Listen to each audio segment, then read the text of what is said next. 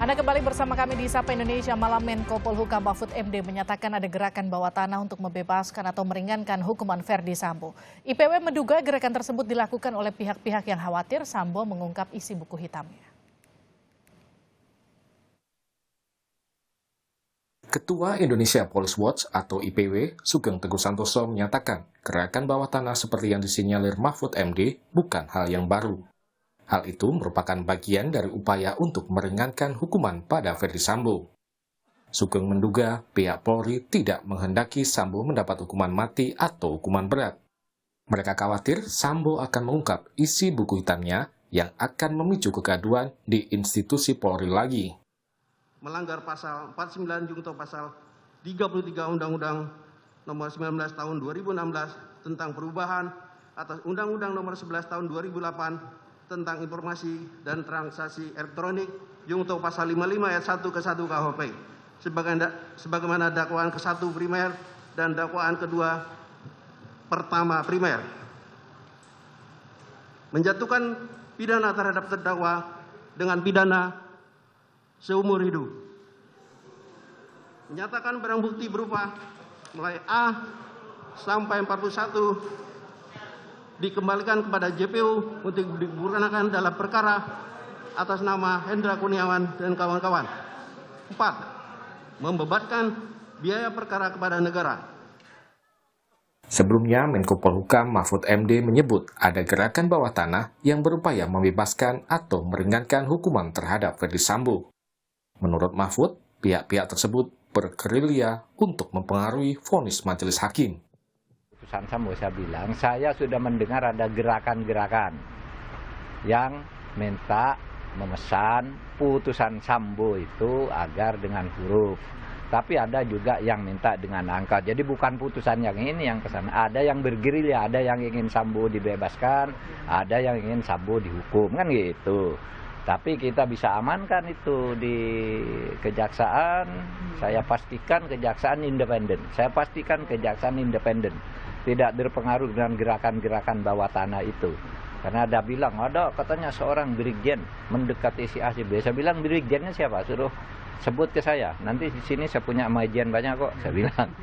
Kalau Anda bilang majen yang mau menekan pengadilan atau kejaksaan, di sini saya punya legend, dia bilang. Jadi pokoknya independen aja hakimnya. Namun demikian, Mahfud MD menjamin Kejaksaan Agung tetap independen dan tak akan terpengaruh akan hal tersebut. Tim Liputan, Kompas TV. Saudara, Mahfud MD menyebut ada gerakan bawah tanah untuk meringankan hukuman pada Verdi Sambo. Siapa pihak yang melakukan gerakan bawah tanah tersebut dan apa tujuannya? Kita bahas bersama Ketua Harian Kompolnas Beni Mamoto. Selamat malam Pak Beni. Selamat malam. Sehat ya Pak? Sehat. Saya juga akan sapa pengamat intelijen Pak Soleman Ponto. Pak Soleman, apa kabar? Kabar baik, selamat malam. Malam Pak, saya ke Pak Beni dulu ya Pak Soleman. Pak Beni, Anda juga melihat adanya gerakan bawah tanah seperti yang disebutkan Pak Mahfud? Ya, kita harus melihat dari awal terjadinya kasus ini ya, upaya untuk lolos atau menghindari dari jerat hukum yang terjadi dari awal ketika menyusun skenario dan sebagainya itu sudah terlihat. Kita lihat juga adanya gugatan petun tentang pengunduran diri, tetapi argumentasinya ternyata tidak sesuai dengan perpol yang ada. Di situ tidak mencantumkan tentang tindak pidana yang dilakukan, terancam 5 tahun ke atas. Nah, upaya-upaya ini tentunya akan dilakukan terus dengan berbagai macam cara. Memang seseorang yang terkena proses hukum pasti akan berusaha untuk bagaimana seringan mungkin, kalau mungkin bebas, dengan berbagai macam upaya. Tinggal upaya itu apakah sesuai dengan ketentuan atau tidak. Ketika sudah melanggar hukum, misalkan dengan menggunakan materi atau uang, kemudian gratifikasi, kemudian nanti dengan berbagai macam tekanan-tekanan. Nah, ini tentunya sudah ada sanksi tersendiri nantinya. Dilanjutkan perbincangannya di Sapa Indonesia Malam ini seputar dengan pernyataan Menko Polhukam Mahfud MD yang menyebut ada gerakan bawah tanah untuk meringankan hukuman Verdi Sambo. Siapa pihak yang kira-kira akan melakukan gerakan tersebut dan apa tujuannya? Masih bersama kami Ketua Harian Kompolnas Beni Mamoto dan pengamat intelijen Soleman Ponto. Tadi Pak Beni menyatakan bahwa memang secara sudah pada lazimnya begitu ya Pak, ketika kemudian ada orang yang menghadapi tuntutan akan berupaya untuk mendapat vonis ringan-ringannya. Tapi jadi pertanyaan saya, ketika yang ikut serta adalah orang yang masih ada di institusi yang sama, kemudian punya level yang disebut Pak Mahfud di sana dengan kalimat Brigjen begitu, berupaya untuk meringankan Verdi Sambo. Apakah ini hal yang lazim Pak Beni? Ya, yang perlu kami sampaikan dalam hal ini, ketika Sambo masih menjabat, kita semua tahu bagaimana pengaruh dia di internal Polri. Oke. Di samping jabatannya juga kita semua tahulah jejaring mereka. Nah, bagi mereka-mereka yang dulu pernah ditolong, pernah dibantu, ini tentunya hutang budi pada yang bersangkutan. Inilah yang bisa diminta ataupun tidak. Mereka akan berusaha bagaimana menolong balik untuk yang bersangkutan ini nanti bisa dihukum yang seringan-ringannya. Nah, caranya ini tentunya berbagai macam cara bisa ditempuh. Karena mereka juga tahu bagaimana proses hukum ini berjalan, siapa yang harus ditemui dan sebagainya. Inilah yang perlu diwaspadai. Oleh sebab itu, Pak Mahfud menyampaikan ini yang perlu diwaspadai. Artinya ini mengamini kekhawatiran bahwa Verdi Sambo masih begitu saktinya di institusi Polri, meskipun sudah tidak lagi aktif sekarang. Ya, tentunya hubungan-hubungan personal yang terbangun, yang sudah lama dan memang dirasakan hutang budi oleh orang-orangnya, ini tentunya juga akan menjadi alasan mereka untuk membantu yang bersangkutan. Oke, saya ke Pak Soleman. Pak Soleman, kalau yang ngomong Menko Polhukam udah ngomongnya di media, artinya kan ini nggak mungkin cuma isu isapan jempol aja ya Pak Soleman. Artinya sebetulnya Pak Mahfud juga tahu siapa Brigjen yang dimaksud. Jadi begini, sesuai dengan disampaikan Pak Beni, itu adalah hal yang wajar. Itu orang-orang yang mempunyai hutang budi untuk itu wajar saja. Bagi intelijen kita melihat itu wajar. Itulah sebabnya intelijen yang melihat hanya selalu dicari, lihat indikasinya. Kan ujungnya berhasil atau tidak. Makanya kita lihat indikasi. Setelah indikasi baru kita warningkan. Tapi sekarang sudah terbalik. Sudah di-warningkan. Kan beliau warning. Setelah ada warning, baru kita lihat indikasi. Apakah berhasil atau tidak pendekatan itu. Nah, dari indikasi kita sudah bisa lihat. Bagaimana kejaksaan dari awal begitu kalau bilang maju penuh, gas penuh, ujung-ujungnya hanya, kalau saya bilang hanya hukum seumur hidup. Padahal kan dari awal dengan 340 itu maksimum, upaya mereka maksimum, tapi ujungnya begitu. Nah, itu indikasi. Lalu kedua, Eliezer. Dari awal begitu penuh, Eliezer sudah membuka. Tapi ujung-ujungnya alasannya bagaimana kejaksaan ini membandingkan antara seorang Ricky Rizal sersan polisi lalu lintas dengan berada dua Brimob. Ini kan dua hal yang sangat berbeda untuk mencari pembenaran. Nah, apakah indikasi-indikasi pembenaran ini memperlihatkan keberhasilan para pembisik ini atau gerilya ini yang menurut Pak Mahfud? Kan itu. Tapi artinya gini dong Pak Soleman, kalau saya menyimak tadi pernyataan Anda dengan tuntutan seumur hidup untuk Verdi Sambo, Eliezer dapat tuntutan 12 tahun. Artinya apa yang dilakukan oleh tim gerakan bawah tanah yang membackup Verdi Sambo ini berhasil? Ya, jadi itu kalau bagi saya itu ada itulah keberhasilan. Apakah karena apa? Kita melihat dari awal bagaimana kejaksaan kan tidak seperti itu. Selalu ingin kejaksaan maksimum. Tapi ternyata di ujungnya kan tidak. Nah, dengan disampaikannya Pak Mahfud, adanya itu, wah ini berarti benar. Ada hasil itu bisa ada pengaruh dari gerilya yang disampaikan oleh Pak Mahfud.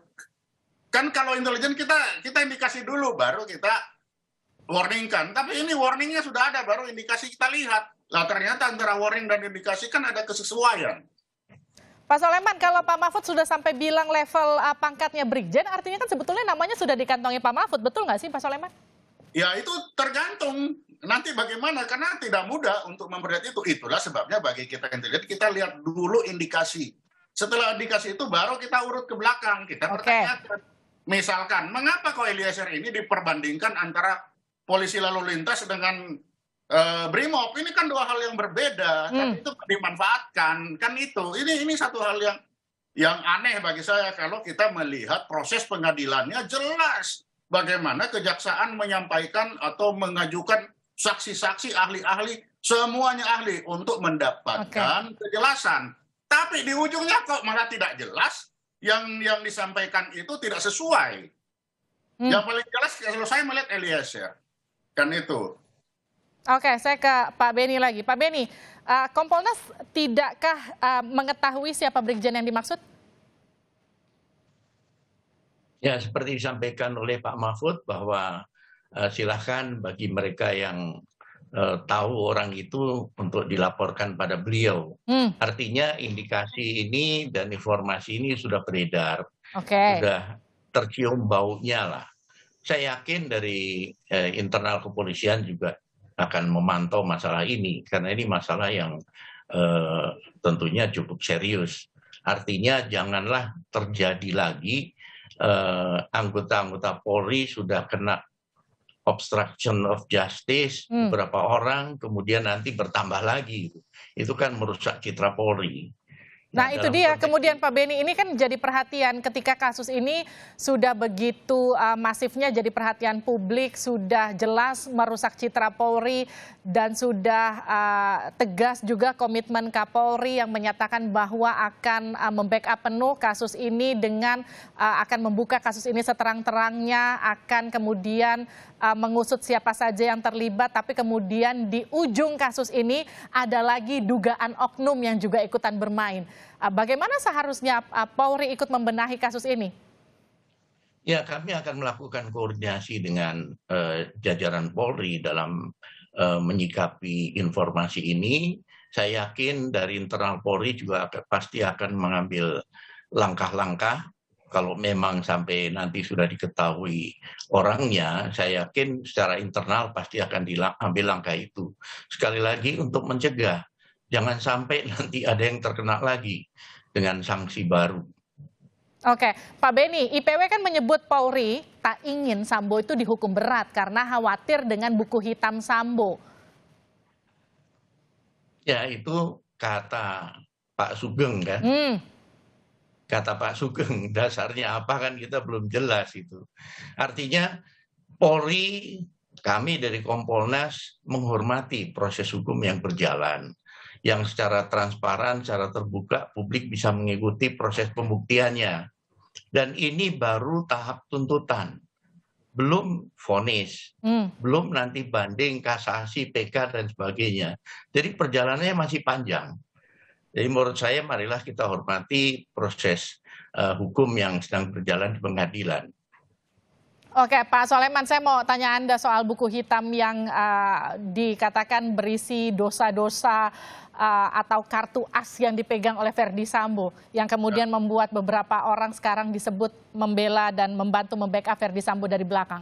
Bagaimana Anda melihat ini? Apakah ini kemudian cukup kuat untuk jadi senjata Verdi Sambo meloloskan dia dari hukuman berat? Bagi saya, bagi kita intelijen ya, itu tidak ada buku hitam pun itu akan dilakukan. Itu adalah alamiah, itu adalah naluri setiap orang akan berupaya untuk meringankan hukumannya dengan seringan-ringannya. Ya. Jadi apa saja yang ada yang bisa dimanfaatkan, pasti dimanfaatkan. Yang jelas kan kita tinggal lihat berhasil atau tidak. Kan itu, kalau bagi saya, kita bukan melihat upaya. Intelijen itu bukan melihat upaya. Upaya itu wajar, pasti ada. Tapi kalau kita melihat hasil tuntutannya sudah sedemikian rupa, artinya kan upayanya berhasil, Pak Soleman. Ya justru itulah yang saya bilang. Dengan adanya disampaikan Pak Mahfud itu mengkonfirmasi upaya itu ada. Dan hasilnya itu ada. Kalau melihat begitu kan. Terus masa negara diam aja? Lah kan masih belum selesai ini. Nanti tunggu. Kan ujungnya kan Pak Beni bilang masih panjang. Kita lihat. Tetapi langkah awal ini dari tuntutan kalau saya melihat itu ada keberhasilan di sana. Karena jaksa sendiri ketika dari awal itu betul-betul kalau digambar garis itu garis di atas sekali. Tapi di ujungnya dia turun. Nah, untuk nurun ini apa alasannya untuk turun? Itu kan yang menjadi persoalan. Kalau turun ini biasanya kita hanya warningkan saja. Ini ada turun loh, ada apa? Tapi begitu Pak Mahfud langsung bilang ini ada gerilya, ya kita bisa menyimpulkan turunnya grafik itu karena ada gerilya, kan begitu. Oke, tapi kan artinya sekarang gini, tuntutannya udah ada. Sekarang kita tinggal tunggu bagaimana vonis hakim. Kalau kemarin tuntutan jaksa dianggap masuk angin, bagaimana kemudian vonis hakim? Apakah kemudian upaya gerilya ini juga kemudian bisa mampu mempengaruhi vonis hakim? Apa yang kemudian bisa kita lakukan sekarang?